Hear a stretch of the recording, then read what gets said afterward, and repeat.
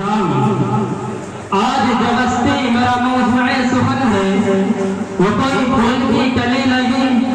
یہ کسی گلشن کا گنچا گلبن نہیں، بلکہ کائنات رنگ و بو کا وہ سرمدی باغ بہار ہے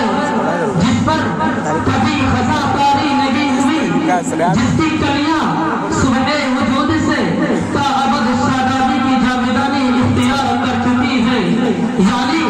رحمت للعالمین صلی اللہ علیہ وسلم کی سیرت طیبہ کی معمولی سی جھلک آپ کے سامنے دکھانا چاہتا ہوں۔ حضرات، تاریخ انسانیت اس بات پر شاہد ہے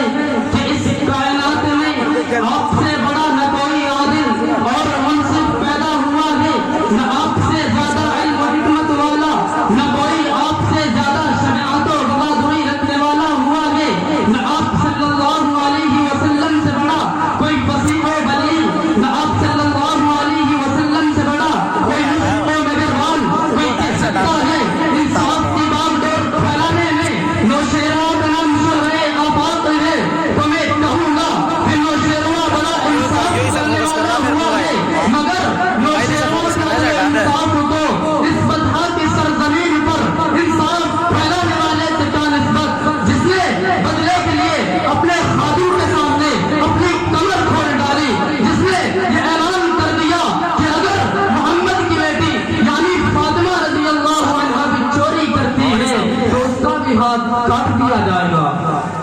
آپ کہہ سکتے ہیں کہ سخاوت میں حاتم کا نام ضرب المثل ہے، تو میں کہوں گا کہ حاتم کی سخاوت مسلم ہے، مگر حاتم کی سخاوت کو اس رسول ہاشمی کی جود سخاوت سے کیا نسبت جو سونے چاندی کے ڈھیر کے ڈھیر تھوڑی سی دیر میں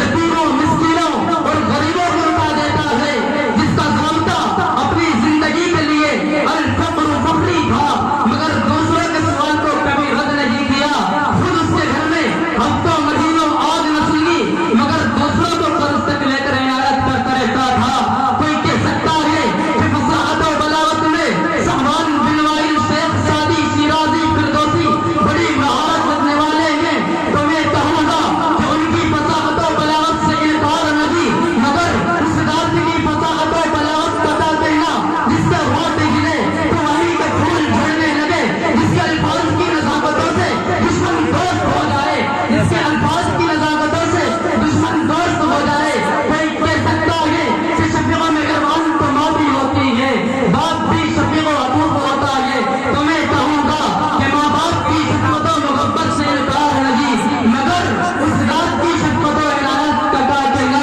جو رات دن انسانوں کے لیے پریشان رہتے، امت کی خاطر راتوں کو تڑپتے، دعائیں کرتے رہتے، روتے رہتے، اس امت کی خاطر اللہ کے حضور میں کھڑے رہتے، یہاں تک کہ آپ کے مبارک پیروں میں ورم آ جاتا، سوج جاتے، حتیٰ کہ قرآن کریم نے آپ کو اتنا گلے سے منع کیا، فَلَعَلَّكَ بَاخِعٌ نَفْسَكَ عَلَىٰ آثَارِهِمْ إِن لَّمْ يُؤْمِنُوا بِهَٰذَا الْحَدِيثِ أَسَفًا۔ غرض یہ کہ آپ صلی اللہ علیہ وسلم تمام انسانوں پر رحم کھانے والے اور تمام انسانوں پر شفقت کرنے والے ہیں۔ مولانا قاسم نانوتوی نے فرمایا ہے کہ جہاں کے سارے کمال تجھ میں ہیں، کہ جہاں کے سارے کمال تجھ میں ہیں، تیرے کمال کسی میں نہیں مگر دو چار۔ خلاصہ یہ ہے کہ آپ صلی اللہ علیہ وسلم منبع جمیل کمالات ہیں، اور اللہ رب العزت نے آپ کو وہ مقام بلند عطا فرمایا ہے کہ کائنات میں کوئی دوسرا آپ کا ہمسر نہیں،